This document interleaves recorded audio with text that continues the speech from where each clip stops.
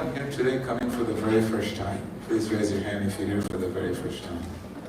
What is your name? Jayanti Bhai? Anyone else here for the first time? Your name? Kinjal. Kinjal. Let's welcome Kinjal to the temple. Anyone else here for the very first time?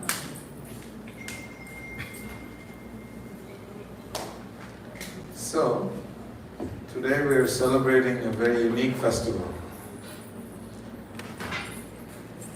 So, if you don't mind, you can come forward a little bit more, so that people that come on later on, then they generally don't have a lot of space.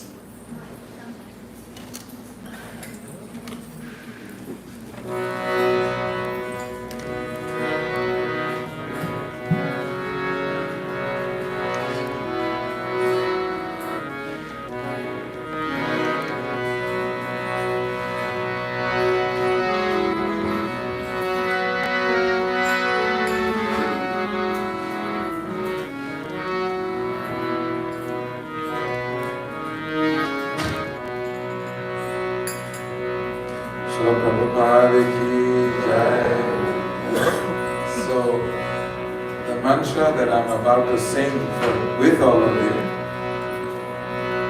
is, please repeat after me, Jaya. I could not hear you. Sachinandana. Sachinandana. Gaura Hari. Jaya Sachinandana. Gaura Hari. So it's an easy mantra, right?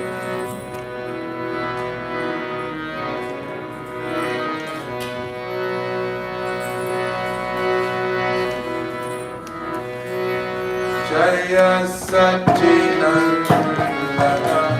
Gaura Hari. Jaya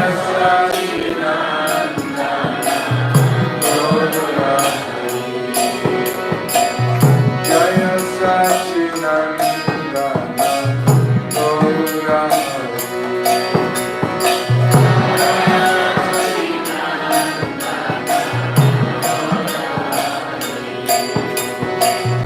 Jaya Sachinandana Gaura Hari.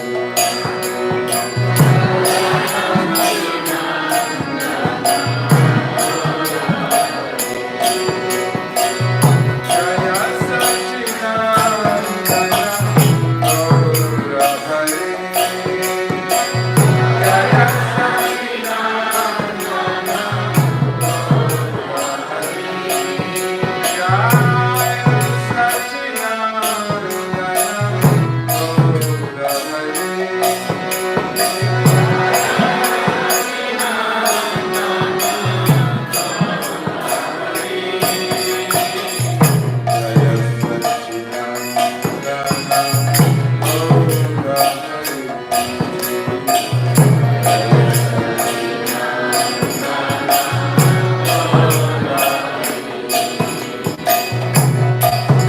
Years ago, when I faced difficulties in life, when I had any struggles, when I was losing hope, it happens to all of us. Sometimes we may feel hopeless. And one of my teachers gave me this mantra, that if you simply chant this mantra and repeat this mantra again and again, and do it 108 times, you will notice from deep within yourself this emotion of hope that comes from the divine will start to show up. It will be like the moon rising on a full moon night. I'm going to request all of you to please put your hands together and celebrate and open your hearts by inviting Gaura Hari into your heart and let it shine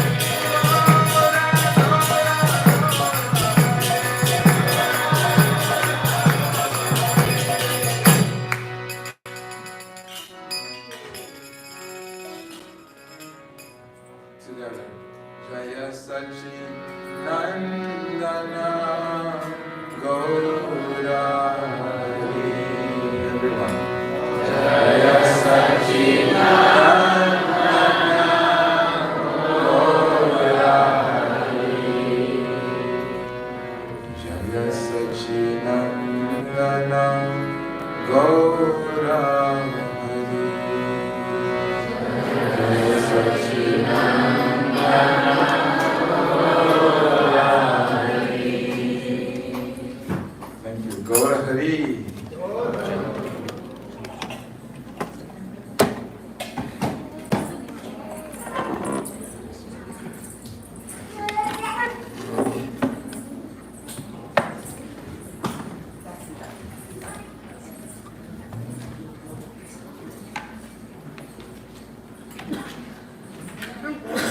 Srila Prabhupada ki jai. Come closer a little bit more.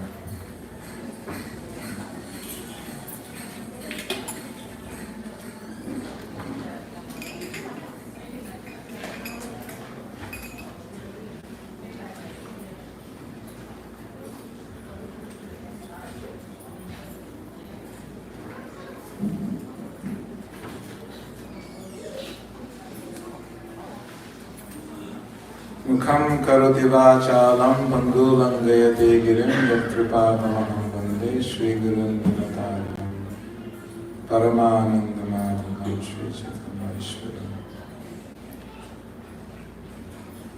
Vancha kalpatarubhyascha kripa sindhubhyaeva cha patitanam pavanebhyo vaishnavebhyo namo namaha. Jaya Shri Krishna Chaitanya Prabhu Nityananda Shri Advaita Gadadhara Shivasadi Shri Gaura Bhaktavinda. Hare Krishna Krishna Krishna Hare Hare, Hare Rama Rama Rama Hare Hare.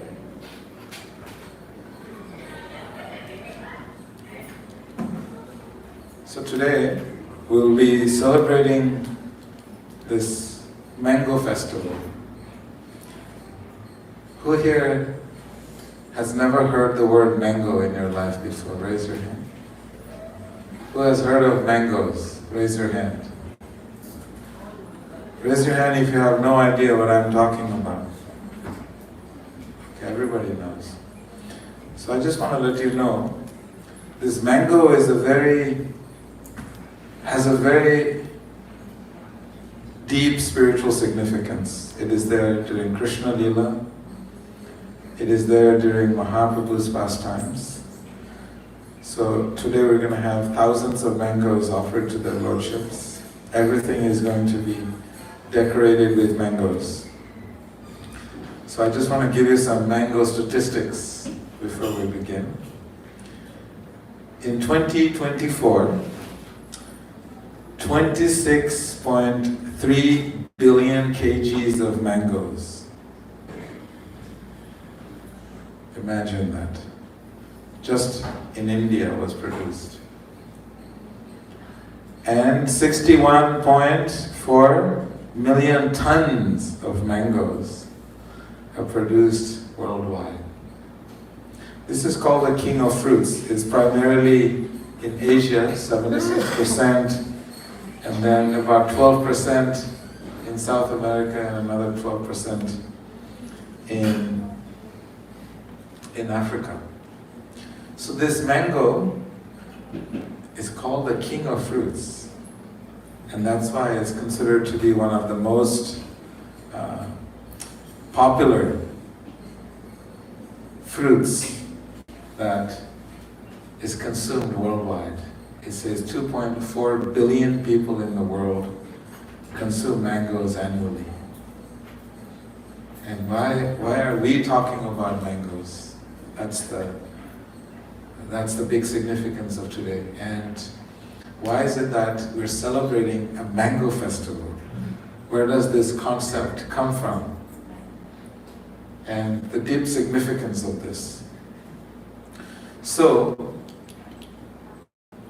there is a very beautiful Vedic wisdom text called Ujjvala Nilamani. There is a beautiful verse that explains the season where the mangoes grow. It says, Vasanta Kusuma Karabhirama, which means that in the season of spring, everything starts to blossom. It's the beginning of life, it's the beginning of celebration. It's where all big things in the world happen. They call the millennials, the Gen Zs, and Gen X, and some other generations are coming. So, this spring season is when the mango starts to flower. What other things happen in the spring season? Can anyone share? Tell me. Throw something at me. What happens in the spring season? Spring means youth. What do you feel? You feel excited, you feel energetic, you feel more romantic. In India, in the season of Vasanta Ritu, everybody is so romantic, wearing colorful clothes, colorful jewelry. Everything is blossoming. What else is happening? Holi. Holi, anything else? What happens in spring? Come on guys, help me out. Mahaprabhu's appearance. Mahaprabhu's. Do you feel more excited and energetic during the spring? Everything lights up your mood because all the trees are blossoming. What else happens? Vasanta Panchami. Vasanta Panchami, yes, big beautiful festival. What else happens? What do you feel? What do you see in the spring season? What does it represent? What does it mean to you?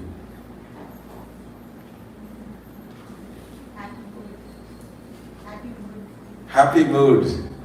Yes, because everything around you is growing. There's something that is happening that was dormant. Another beautiful thing happens in the spring season is that you'll notice your heart will naturally start to disarm. If you observe, you'll notice very carefully, you feel very romantic. You start to become more vulnerable. So there is so many aspects to the spring season. What other things happen? Spring means youthfulness. What happens with youthfulness? You're free. Don't they have like, in America they have spring parties or something like that? They go for the spring somewhere and they celebrate freedom. All this is happening in the spring. Another important principle of spring or youthfulness is to take that time of spring, Vasanta, the season of Vasanta, to really, really come back to the youthful celebration of our spiritual life. Krishna is Vasantaras. Krishna is Vasantaras, is one of the rasas, yes. So spring season means youthfulness, energy, there is growth, and you will also notice that in this season, your ability to absorb information and knowledge is even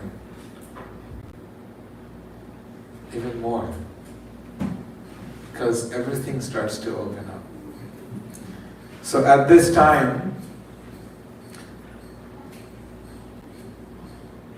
in India, around the world, this mango tree starts to blossom and flowers grow, and this beautiful mango fruit comes to being. And there's so many different varieties of mangoes.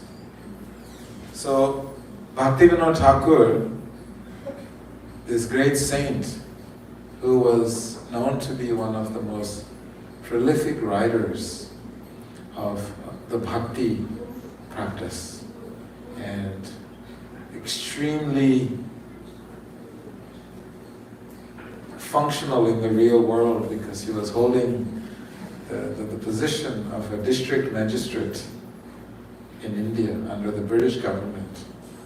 He also happened to have mango trees because mango is abundant all over India. Everyone in their yards have mango trees. So he had a young son, his name was Vimala Prasad. And this Vimala Prasad, you can see his picture there right behind Srila Prabhupada. When he was only 5 years old, he noticed that the mango fruit was changing shapes and colors. It was growing, changing the color from green to yellow. And the mangoes have a very unique fragrance. When you smell the mango, it actually pulls you in. It draws you closer. In Gujarat, after every meal, they eat something called amras, which is the mango puree. It's supposed to help soothe and calm the mood. Whatever you ate, you just eat mango and then everything becomes complete. Otherwise, things are incomplete. So every part of India has different tradition, and the relationship with mangoes are very unique. So in Bengal, in the courtyard of Bhaktivinoda Thakur, this little boy, Bimala Prasad, 5 years old, could not resist the temptation, the fragrance and the color, and the mango inviting him. As a 5-year-old, he picked a mango from the tree, and he tasted this mango. And his father simply came to him and he says, "My dear child, everything in this house belongs to Krishna. You must first offer it to God and then honor it." And he immediately recognized the mistake that he has made.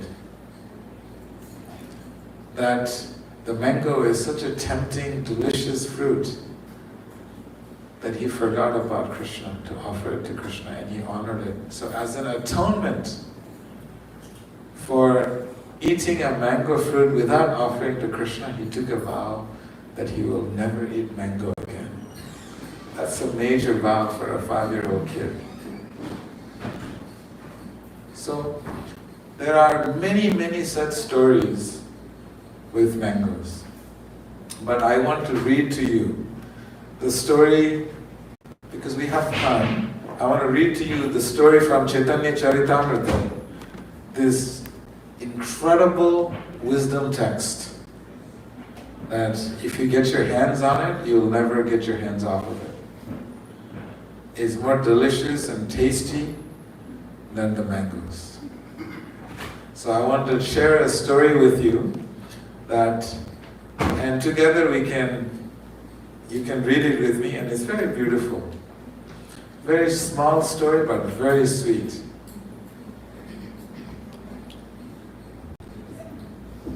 So, एक दिन प्रभु सब भक्त गणे लय संकीर्तन करी वैश्य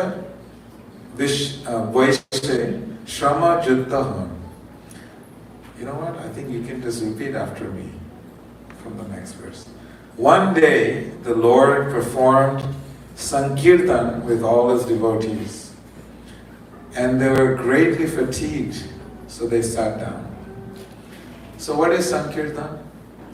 Sankirtan is when everybody gathers together and invests their heart. Sankirtan is an investment of heart. When the mind and the ego dissolves and you are situated in your heart and you glorify the Lord from your heart, that is called Sankirtan. That means there is a union. Sang means union. And union only happens from the level of the heart. Please understand. Sankirtan is not a mental exercise. It is not an intellectual exercise. It is an absorption of the union of hearts that connect with the divine heart. So this is what just happened. And then the devotees were in such spiritual ecstasy, so you need a little break from ecstasy. So Sri Chaitanya Mahaprabhu, he sat down with the devotees. Please repeat after me. Ek amra bija prabhu angane ropila.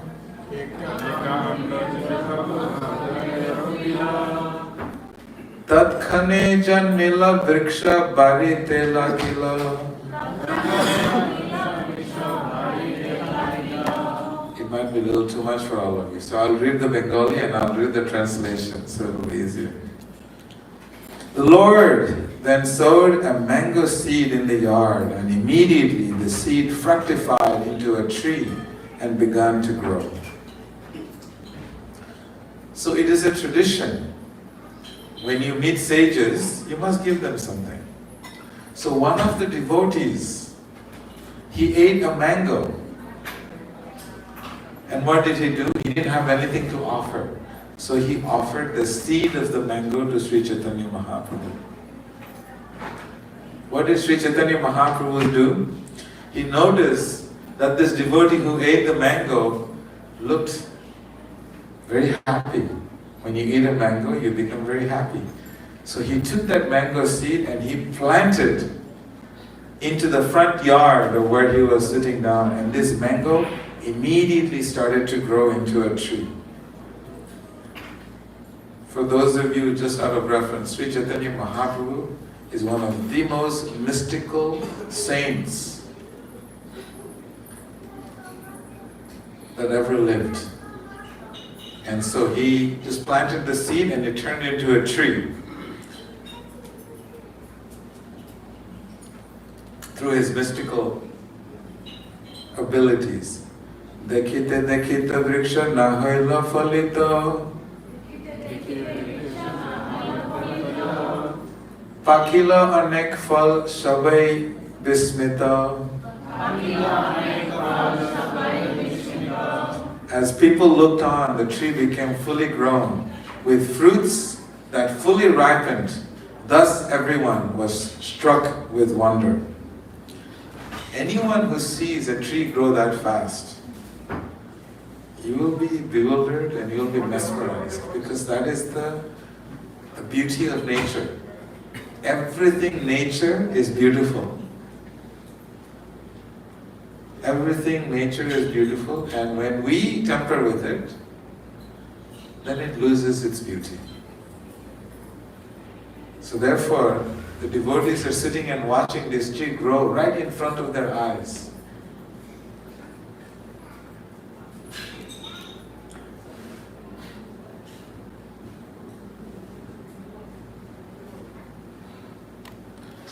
Shatadui fal prabhu shigra parilo. Prakshalana kari Krishne bhoga lagailo. Imagine, he planted the tree and he immediately stood up because the tree was filled with fruits, and with his own hands he went and he picked 2 mango fruits from the tree. And you have to understand the mango fruits are very unique, because the juicier the mango fruit, the branches of the mango trees, they become lower and lower and lower. They almost touch the ground. That's how you know a juicy mango tree and the most juiciest fruits. That's how you pick them. Not the one at the top. You go to the one at the bottom. Because mango becomes very juicy and very sweet. Then he personally washed those 2 mangoes and offered it to Krishna. Because everything has to be offered. What did we say? Bhaktisiddhanta Saraswati Thakur, because he didn't offer. So here Mahaprabhu is teaching, even when you pick fruits from the trees, you must offer it. You don't have to repeat, but you can. Rakta Pitta Varna Nahi Asti Valkal Ek Janera Pet Bhare Khailo Ek Phal. That means the fruits were all red and yellow, with no seed inside and no skin outside. Eating one fruit would immediately fill a man's belly. So for those of you who have seen mangoes, you know, they're not painted. There's no synthetic colors. Mother Nature decorates this fruit with these 2 beautiful colors. And it's and this mango that Mahaprabhu planted, was so unique that it didn't have a peel. Normally all fruits have a peel to protect it from bugs and other insects, and to hold the fruit, the juice, the nectar inside. But this fruit had no skin and had no seed. Very unique. That's why we have seen billions of mangoes being consumed in the world, but this mango is very unique. So this is why I'm telling you the story of this mango. Dekhiya santushta hoila sachiranandan, sabake khawaila age kariya bhakhan.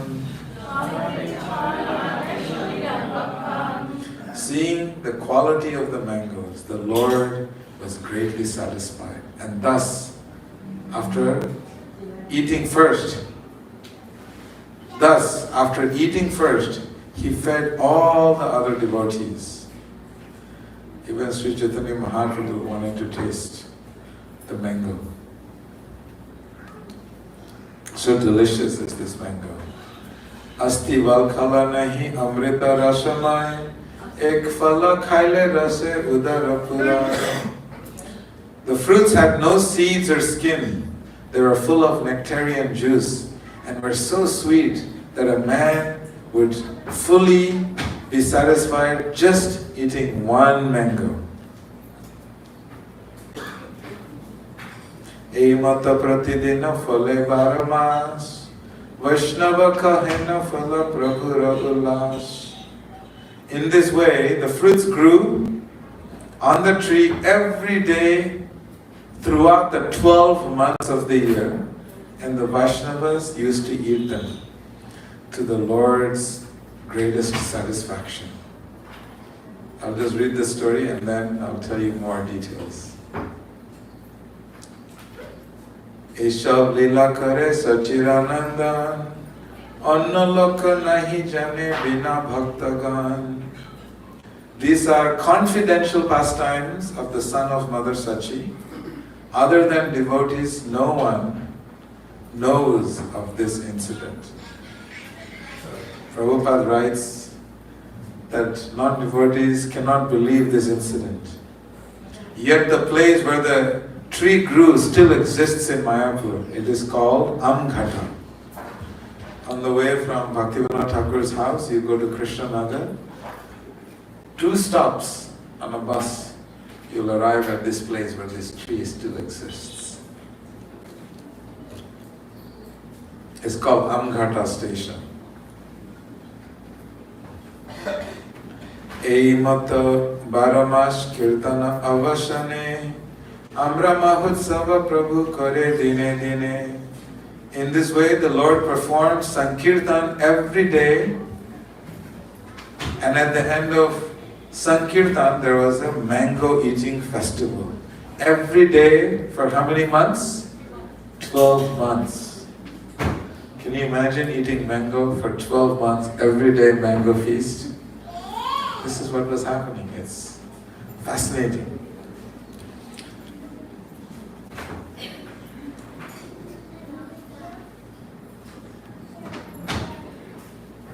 Kirtana karite Prabhu, I love Meghagan, apane chai kala megha nivaram. Once, this is another story, Chaitanya Mahaprabhu was performing Sankirtan.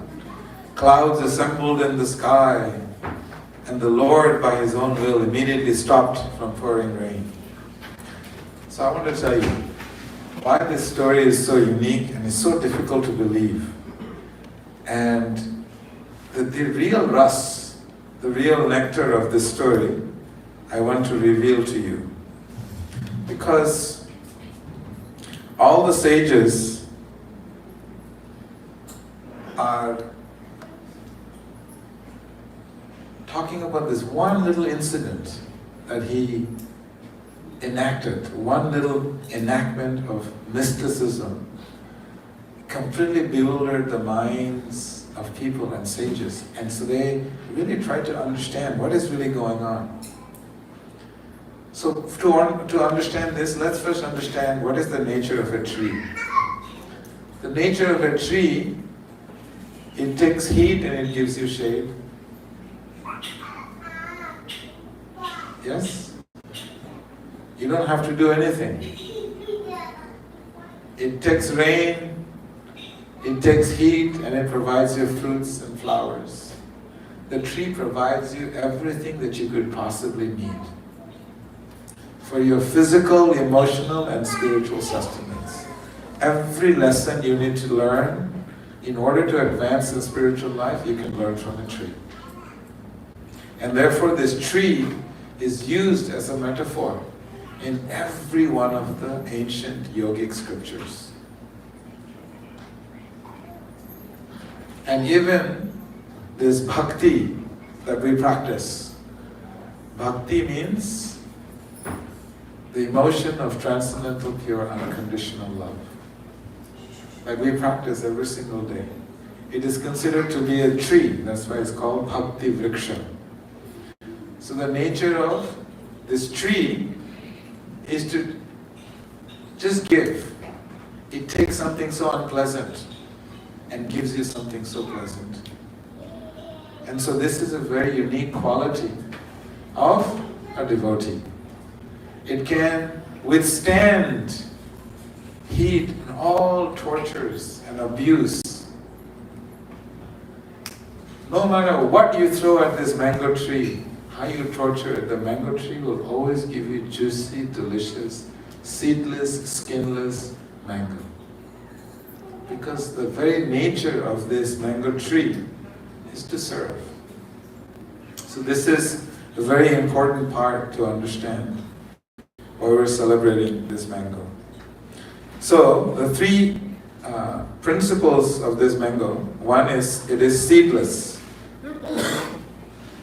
What does it mean? What does it mean that this mango is seedless? Seedless means it is completely pure. There is nothing that is taking this, it's absolute solid mango juice. No skin, you have to make no effort. And seed generally means that there is something else that comes afterwards. There is an identity of the ego that we have. So this mango that Sri Chaitanya Mahaprabhu planted, it represents prema bhakti, pure bhakti. You cannot have any other expectation, there cannot be any contamination. There is no space for anything else other than pure mango. So love cannot be tainted by anything. There can be no space for anything else other than pure love. This is what this seedless mango represents. Anya avilasita sunyam jnana karma dhyanavritam anukulyena krishnanuselanam. Nectar of Devotion gives a very long, beautiful explanation to this verse. And the Acharyas spent a lot of fuel, a lot of time understanding what is this bhakti. It means it cannot have anything else. So this is what this seedless mango represents. That in our hearts, if we have anything other than pure love, then that is not bhakti. It is something else. That ego identity has to be completely dissolved. There is no room for it. And this is what Sri Chaitanya Mahaprabhu is showing. By taking this mango represents pure bhakti. There is nothing, it's just pure mango. And what is the other quality of this mango? It is the most sweet, amrita ras. That means bhakti is the sweetest. Love is the most purest, the most sweetest. There is nothing more sweet. So much so, when we study the Srimad Bhagavatam, you will see this verse, Nigama kalpa tarur galitam phalam sukha mukhad amrita drava samyatam pivata bhagavatam rasamalayam muhuraho rashika bhuvinavukam. There are people who are simply trying to find this tasty mango. And Srimad Bhagavatam is that mango that you find in Krishna in other Vedic texts. Here we see in Chaitanya Mahaprabhu's Leela. And this mango becomes even more sweet. Why? Because Sukha Mukha. Because Sukadev Goswami, in the form of a parrot, is eating this fruit. For those of you who may not know, mango fruit is very, very sweet when it ripens on the tree. And especially this mango, Mahaprabhu has personally planted. It's the sweetness of the topmost mellows of spiritual emotions is infused in this fruit. So when this fruit is eaten by Sukadev Goswami, who is the parrot, then that mango becomes even more juicy, even more sweet. When I grew up in Mayapur, in the ashram that I grew up when I was 5 years old, we were quite notorious for stealing fruits. Because we had to climb trees, we had to pretend like we were monkeys, and we had to steal fruits. So we used to steal bananas, guavas, dates, chicus, and papayas. And whatever fruit trees were planted, they had our fingerprints all over it. And I remember first time we were stealing mangoes on top of the tree, and on the top of the tree we noticed these two mangoes. They were half eaten. And we were thinking that how is it possible that someone climbed up to the top of the tree to eat these two mangoes? And they're only half eaten. And they didn't even break it from the stem to eat this mango. They must have been very lazy, or there must have been some prank that they were playing on each other. But I thought, because when the mango when you take the peel off, it's very beautiful looking. It looks like the moonrise or the sunrise. More than the sunrise, the moonrise actually is the sunrise or the sunset. Very beautiful orangish reddish color. So I was very tempted. So I picked that mango and I started to eat it on the tree. Of course, I also didn't offer it, I was young. And I realized this mango is so tasty. I just sat on the tree and we both just ate this mango, 2 mangoes. And then we kept stealing other mangoes, but none of the other mangoes had any sweetness close to this mango. And that's why this verse, Srimad Bhagavatam, verse number 3, actually made sense to me. It wasn't a theory. It was actually an experience to realize truth. That when the fruit is touched by a parrot, Sukadev Goswami, then this fruit becomes even more delicious. So, that is the second quality of this mango fruit that Sri Chaitanya Mahaprabhu picked. First is seedless, and then full of ras. Means completely pure, sweet nectar. There's nothing else. And then the third is that if you just ate one mango, you are full. One mango made you full. How is that possible? Now, this is not my first mango festival that I have had. When I grew up, we used to have mango festival almost every day. And an average, one of my teachers from England, he ate 43 mangoes. And he still had room for more. So that means this mango, as Chaitanya Charitamrita explains, one mango was so filling, you are completely satisfied. Bhaktivinoda Thakur, in Amrit Pravaha Rahasya, he actually explains about this topic very nicely. this mango was so filling because it had the love of Sri Chaitanya Mahaprabhu was infused in this mango, was transferred into this mango. So this mango was pure love. And when anybody ate this mango, their whole existence was fully satisfied.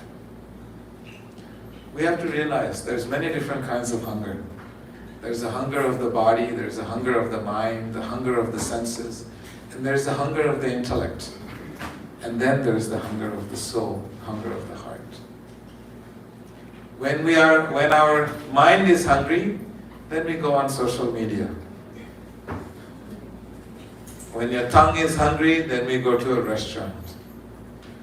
When your ears are hungry, you find nice, spring music to listen to romantic music.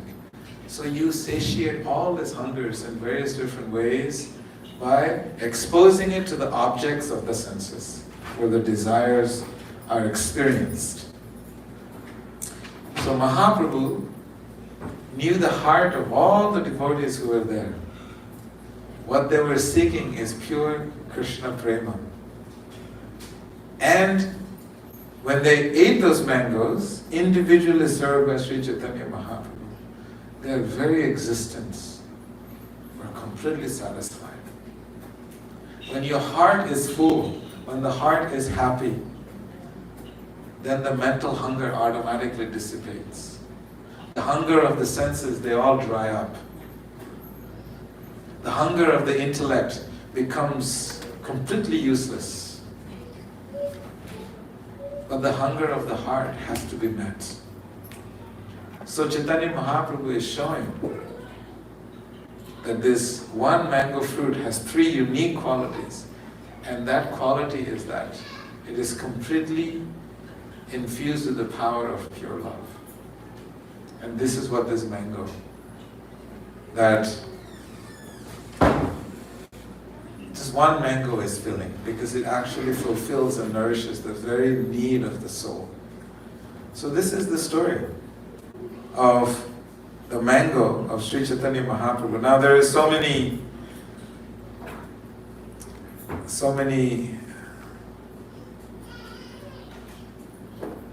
acharyas have already commented on this mango also. But I want to just, because our time is up, I want to give you 3 takeaways, something for you to think about.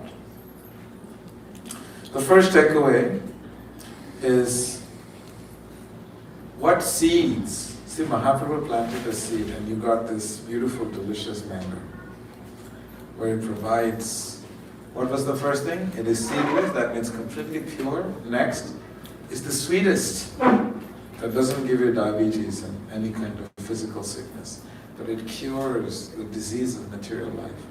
And the third principle is fulfilling. Nothing in this world can fulfill you unless your heart is fulfilled. Unless and until the heart is fulfilled, we will constantly be seeking. And so the first question is, what seeds are we planting in our hearts? What seeds are we planting in our heart every single day? Because the seed that you plant in your heart, that seed will provide that particular food. For example, if you're consuming hate, anger, and you're holding it in your heart, what fruits will it bear? Whatever seed you plant in your heart, that is the exact fruit that you will get. So the sages are saying this is something for you to consider. Please, the 3 takeaways is, what seed am I planting in my heart? Because whatever seed you plant, that fruit you will get. And everyone will be able to relish that fruit. We know, for example, we go to Vrindavan and all these holy places. We go to meet saints and sages. Why? Because they have planted this mango tree that Sri Chaitanya Mahaprabhu planted. They took the seedlings from that mango tree and planted in their hearts. And we are chasing all over the world to find those sages so we can have that mango. So we have to ask ourselves this question. And the second point is, Sri Chaitanya Mahaprabhu didn't eat all the mangoes by himself. He shared this sweet, delicious mango with each and every one. What does that mean?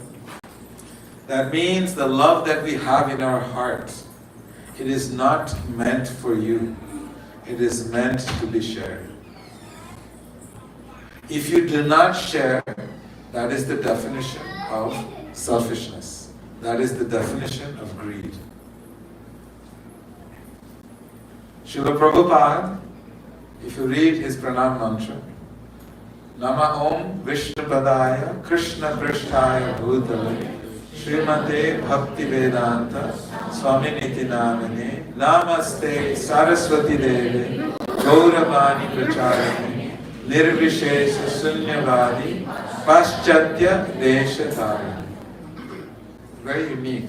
Paschatya Deshatari. The fruit that was harvested in the heart of Srila Prabhupada is Prema Bhakti. It is this mango fruit.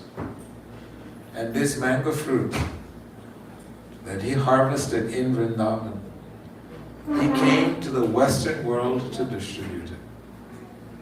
This pure love is what he came to distribute. What is that a sign of? He is following in the footsteps of Sri Chaitanya Mahaprabhu. That you should not eat it alone. You must share this spiritual love with others. So lesson number 2.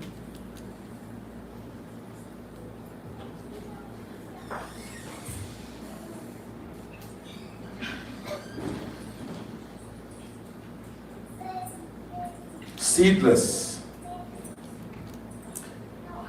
Because the mango was seedless. That means that we have to try to see what seeds that we have already planted in our hearts, to remove that seed, and how to plant the pure seed of Sri Chaitanya Mahaprabhu's mango that he planted in our hearts. He explains in Sikshashtakam, Na dhanam, na janam, na sundarim, that the Supreme Lord, he explains the desire for wealth, fame, name, adoration. This cannot go with this pure love. There is no, you can't pack them together. They don't fit. So therefore, we can take time to understand that what is it that is impeding the growth of this mango tree in our heart.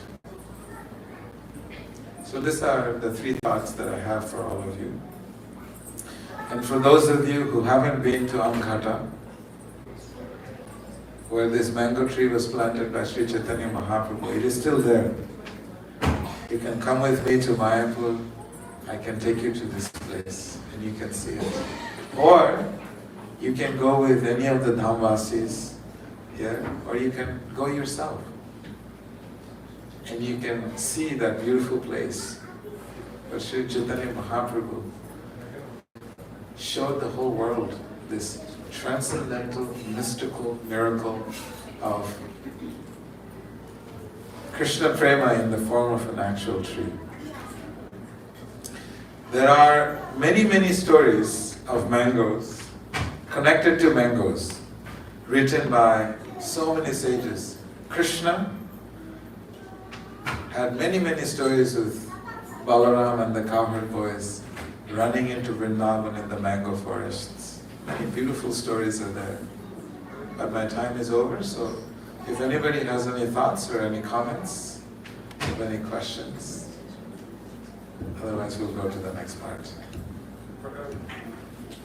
Srila Prabhupada ki jai. So we'll do some more kirtan. How many thousand mangoes do we have? 3,000. How much exactly? Huh? So they stopped counting. So 3,000 mangoes are offered to their lordships. So we're going to turn around, we're going to face their lordships, and we'll do some more kirtan. Srila Prabhupada ki jai.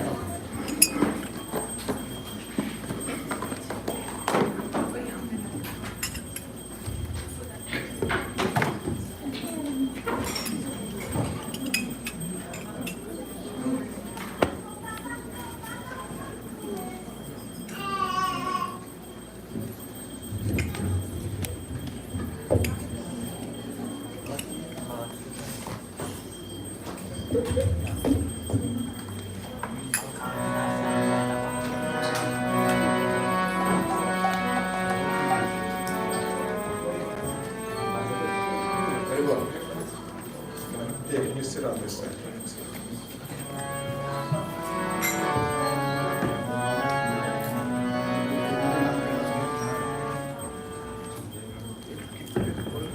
Sunday feast sponsored by Kalyan, Nilima, Anika, Yadagiri, Manjula, Virsham, Parvati, Sindhuja. Please come to perform the Arati. And we also have Location family to please come to perform the Arati.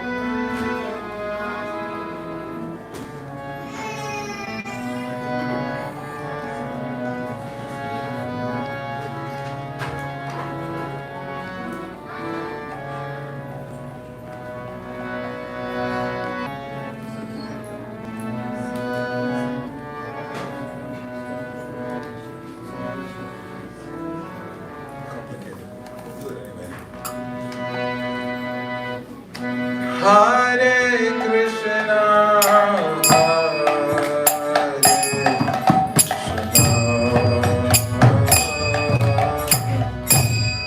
Krishna, Krishna, Hare Hare Rama, Hare